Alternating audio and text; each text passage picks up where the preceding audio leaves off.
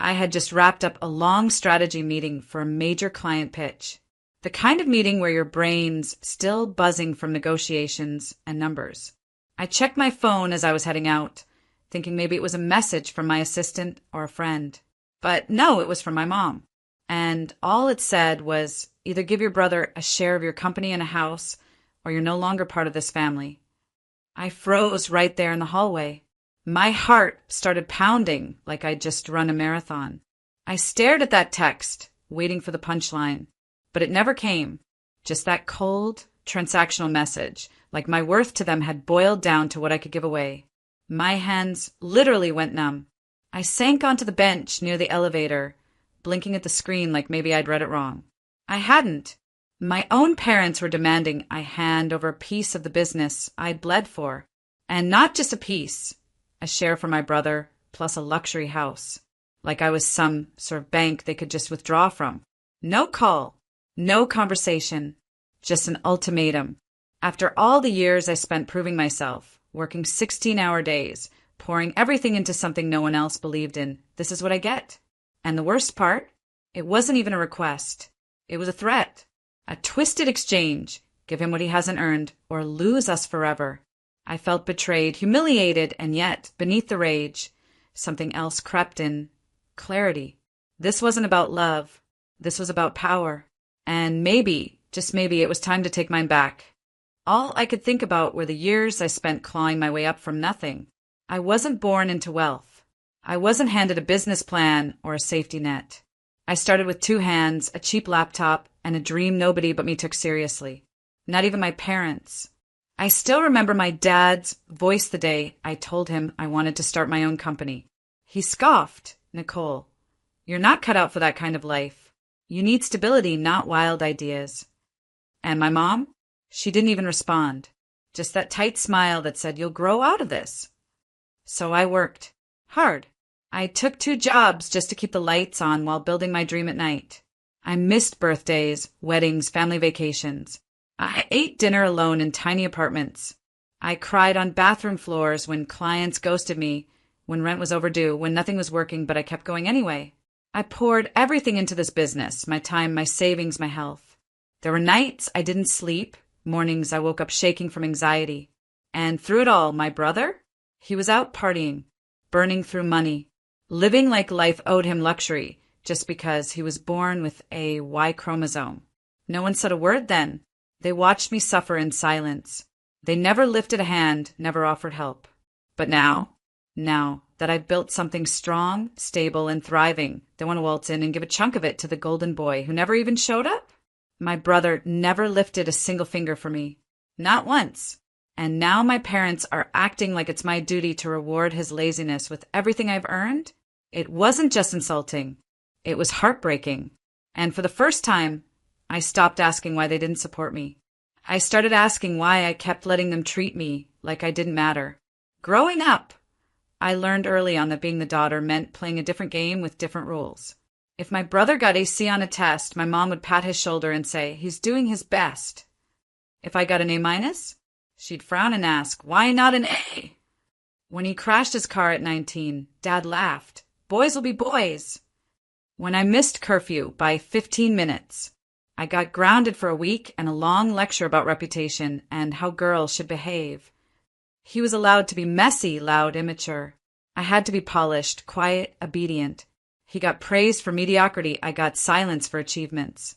I remember once I brought home an award from a statewide competition. I had worked on that project for months. I stood on stage, shaking, holding a plaque with my name on it. And when I showed it to them, they barely looked up from the TV. "That's nice," my mom said. That's it. But when my brother got his first unpaid internship, they threw a dinner, invited relatives, toasted to his bright future. It was like living in a world where I had to earn every breath I took, and he just existed. And somehow that was enough. So when that ultimatum came, when they told me I had to give him a part of my company, buy him a house, or be erased from the family, I wasn't surprised, just exhausted. Because this wasn't about fairness. This wasn't even about love. This was about control. About keeping their favorite child comfortable, no matter who they had to sacrifice. And now they expected me to reward him for years of entitlement, while they threatened to erase me from the family for refusing. It wasn't just painful, it was familiar. Too familiar. And that's when something in me finally snapped. Not with rage, but with clarity. I don't know what gave me the strength that day. Maybe it was years of silence finally catching fire. But I knew I couldn't let them bully me behind screens or through texts. I needed to look them in the eye. I needed them to see that the girl they used to dismiss had grown into a woman who was done playing along.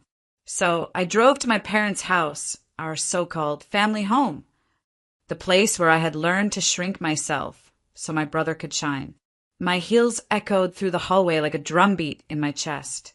I found them all in the living room.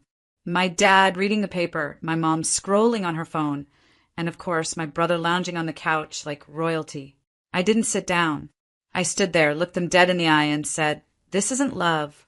This is control." My mom blinked first. "Sweetheart, don't be dramatic. We just want what's fair." Fair. That word burned coming out of her mouth. Fair. I laughed, and my voice didn't crack this time. "You didn't help build my company. You didn't offer a dime when I slept in my car to avoid rent. You didn't even believe in me when I started. And now you want to carve out a piece of it for him like it's a pie you baked." My dad's tone shifted fast, his voice sharp.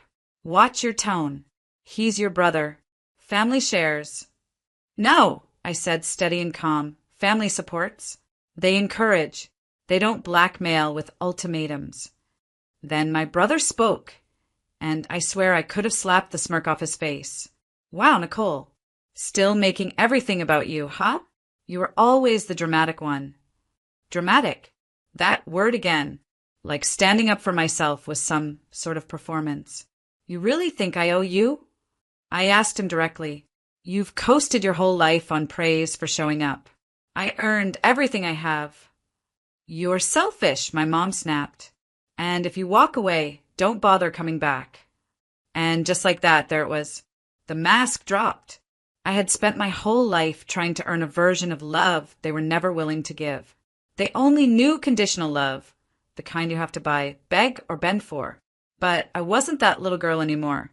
So I stood up taller, took one last look at the 3 people I once would have done anything to please, and said, "I won't be part of a family that only loves me when I'm convenient." Then I turned and walked out. Not angry, not broken, just free. That night, I sat in my apartment in complete silence. No music, no phone, just the soft hum of the city through my window and the heavy weight of everything that had just happened. I kept replaying every word from that confrontation. My mother's voice, sharp and bitter. My father's threat masked as family duty. My brother's smugness, as if everything I had created was just a toy he was finally ready to play with. It echoed in my head like a bad song on repeat. I looked around my office, which doubles as my safe space. The shelves stacked with product samples. My whiteboard filled with next quarter goals. The small frame on my desk with a picture of me, just 22 years old, holding up the keys to my first rented workspace. I stood there in ripped jeans and a $10 hoodie, grinning like I just won the lottery. Next to that was the receipt from my first sale. It was only $42, but I had laminated it like it was a check from a Fortune 500 client. And honestly, it meant more than any check ever could. It was proof that I started something, that I made something out of nothing. And yet, even surrounded by that evidence of growth, of effort, of my own damn brilliance, I felt it creeping in again. That stupid, invisible ache. I was still that little girl begging for their approval. No matter how far I'd come, a part of me still wanted to be told I'd done enough, that I made them proud, that they saw me, really saw me. And that realization, it broke me. Not in a loud, dramatic way. There were no screams or sobs, just a quiet cracking deep inside, like ice giving way beneath your feet. I curled up on my couch and let the tears fall, not out of weakness, but out of release. Because I finally accepted something I should have learned years ago. I didn't need their approval. I needed peace. I needed to stop chasing love with conditions. I needed to stop proving my worth to people who had already decided to ignore it. I needed to reclaim myself from their expectations, from their manipulations, from that twisted version of family they kept trying to sell me. I poured a glass of wine, sat by the window, and stared out into the night. The city lights blinked like stars trapped on Earth. And for the first time in a long time, I didn't feel small under them. I felt steady. I felt real. And right then, I made a promise to myself. No more shrinking. No more silence. No more giving just to be tolerated. I was done letting anyone, even blood, dim the light. I nearly lost everything to ignite. The next morning, I didn't cry. I didn't hesitate. I woke up with a clarity I hadn't felt in years, maybe ever. It was like something in me had finally clicked. I wasn't going to plead anymore. I wasn't going to argue. I was going to protect what I built, and I was going to do it smart. First, I called my lawyer. I'd hired him once before when I was setting up my business, but this time the call felt different. This wasn't just about legal advice. This was about reclaiming control, about securing everything I had spent years pouring my soul into. I want to tighten everything, I told him. Reinforce the structure, lock down the assets, revise ownership protections. And I want to set up a trust, effective immediately. He didn't ask questions. He just said, got it. Let's get to work. And we did. In the span of 1 week, I restructured every corner of my business, transferred critical holdings into a trust with my name as the sole beneficiary, updated my living will, removed my family from all fallback designations, and created backup plans within backup plans. My empire wasn't just secure, it was bulletproof now. They wouldn't get a single piece of it, not out of entitlement, not out of manipulation, not because of some twisted family duty. Not anymore. Then, once everything was in place, I sat down with a pen and a single sheet of paper. No emotion, no rants, just truth. I wrote, Mom, Dad, you made your choice, loud and clear. You chose to support a son who has never worked for anything over a daughter who bled, cried, and fought her way to stability. You gave me an ultimatum. And now I'm giving you my response. I will not hand over what I built. I will not reward entitlement. And I will not stay in a family that treats love like leverage. This isn't revenge. It's a boundary. Effective immediately, I'm stepping away. No contact. No drama. Just silence. Take care. I signed it, folded it, sealed the envelope, and mailed it. No message. No heads up. Just a clean, final goodbye tucked in a plain white envelope. There was something unbelievably freeing about it. I didn't wait for a response. I didn't need one. I knew they'd read it. And for the first time, they'd realize that I wasn't bluffing, that their control over me had expired. When you stop reacting, people start listening. When you stop explaining, they panic. And when you stop giving them access to your peace, it hits different. I didn't post online. I didn't call anyone for validation. I simply moved forward. And the silence that followed, it was beautiful. No guilt texts. No fake apologies. Just the quiet that comes from burning a bridge you were never meant to cross again. I stood in my office that evening, barefoot, sipping coffee, staring at the framed quote on my wall. She remembered who she was. And the game changed. That was me now. No longer seeking permission. No longer shrinking. They gave me an ultimatum. I gave them consequences. And for once in my life, I felt powerful, not because I fought back, but because I walked away. I knew it would cause a stir. I just didn't expect how big the explosion would be. 3 days after I mailed the letter, the fallout began. First came the digital tantrum, from my brother, of course. He posted a dramatic rant on Facebook, the kind where he played the victim while pretending to take the high road. It started with, sometimes people forget who was there for them when they had nothing, and ended with, family should be about giving, not just taking. The irony? He had never given anything in his life but opinions no one asked for. I didn't comment. I didn't even open the comments. But a mutual friend screenshot it and sent it to me with a single line, "He's spiraling." Then came my mom. She called 4 times in 1 hour. When I didn't answer, she left a voicemail that started sweet, turned manipulative, and ended explosive. "Nicole, I raised you better than this. You're being cold. You're being selfish. Your brother is hurting, and all you can think about is yourself. Do you want to destroy this family? There it was again, love dressed up as guilt. I didn't respond. Instead, I got a message from my aunt. Then another from a cousin I hadn't spoken to in years. Paragraphs upon paragraphs. Families fight, Nicole, but we don't throw each other away. You only get one mother, you know. This is just a phase. You'll come around. They all echoed the same chorus. Forget, fall back in line. But here's the thing no one seemed to understand. I wasn't angry anymore. I wasn't bitter. I was done. Done with being the bigger person while they acted small. Done with earning my place in a family that never offered me unconditional love. Done with being gaslit into thinking boundaries meant betrayal. So I stayed quiet until I didn't. One morning, while sipping my coffee outside my office, I asked my assistant to snap a quick photo. No makeup, no filters, just me, standing tall, soft smile, sun hitting my face. I posted it on my personal page with one caption, "Peace looks good on me." That was it. No backstory, no drama, but people got it. The likes rolled in. The comments poured. Old friends, clients, even strangers chimed in. Good for you. This kind of peace is earned. I felt this in my soul. It wasn't about going viral. It was about being seen. The internet, so often a cruel place, understood me better than my own family did. And maybe that's what hurt the most. That strangers could offer compassion, while the people who raised me only ever offered conditions. My brother? He deleted his post within hours. My mom? She texted, "So this is what you've become? A public embarrassment." I left her on read. Because yes, this is what I've become. A woman who no longer begs to be respected. A daughter who finally chose self-worth over silence. And while the group chats lit up and the whispers spread, I just kept living. No chaos. No retaliation. Just peace. That's what they never saw coming. Not the distance. Not the silence. The calm. Because I wasn't trying to prove anything anymore. They thought cutting me off would destroy me. But it only revealed who I was without their noise, stronger, clearer whole. Let them gossip. Let them spin their narratives.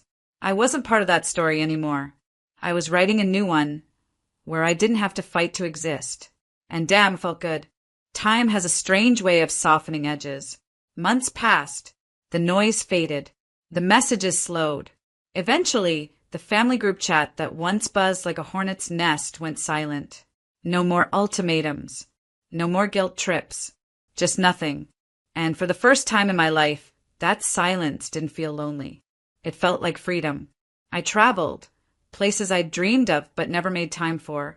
Italy, Bali, a little cabin in Vermont during the fall. I hiked mountains, ate alone in candlelit restaurants, laughed out loud at old rom-coms in hotel rooms. I stopped waiting for anyone else to say, "You've done well." I started saying it to myself. More than that, I found purpose in new places. I started mentoring young women, not with big speeches or business jargon, but by sitting across from them at worn cafe tables and saying, "You can start from nothing." I did. Some of them cried. Some of them brought notebooks full of ideas. All of them reminded me why I built my business in the first place, not just to prove something, but to build something that matters. And slowly, I stopped feeling like the daughter who'd been cast out. I became the woman who chose herself. One night, I was on a quiet balcony in Greece. Warm breeze, glass of wine, a soft jazz playlist in the background. I watched the sun dip below the sea and felt this calm come over me that I hadn't felt in years. That's when it hit me. I didn't just protect my company. I protected my soul. I drew a line and didn't cross it. I didn't scream. I didn't beg. I just walked away. And in doing that, I gave myself the kind of peace no one else ever offered me. As for my family, I wish them healing. I truly do. I hope one day they see how much damage entitlement and manipulation can cause. I hope my brother learns how to build something on his own. I hope my parents understand that love isn't measured by how well someone obeys, but by how well they're respected. But I won't be there to witness it, because some wounds don't need revenge. They just need distance. I don't stalk their social media. I don't ask about them. I don't carry bitterness in my chest. I just don't carry them at all anymore. My story didn't end the day they tried to cut me out. It began, and now I live it with clarity, joy, and a kind of strength I never knew I had. They tried to make me choose between my family and my worth. But in choosing myself, I didn't lose a family. I found me, and that was the best gift I ever gave myself. And there you have it, Nicole's journey from being torn apart by family expectations to finding her true self. It's a painful truth that sometimes the people we love can be the ones who hold us back the most. But it's also a powerful reminder that the only person we owe our happiness to is ourselves. Nicole could have stayed, could have apologized, could have played the role they wanted her to, but she chose peace over pain. She chose her own worth. And in doing so, she learned that the most freeing thing in life is realizing that you don't need anyone's approval but your own. Let this be a lesson to you all. Never let anyone dictate your value. You deserve the life you create, and if it means walking away from toxic people to build that life, then so be it. If you found inspiration in Nicole's story, don't forget to like, share, and subscribe for more empowering stories. And hey, drop a comment below. Have you ever had to choose your peace over family loyalty? How did you find the strength to do it? I'd love to hear your thoughts. Thank you for watching. And remember, you're worth more than anyone's expectations. Keep choosing yourself.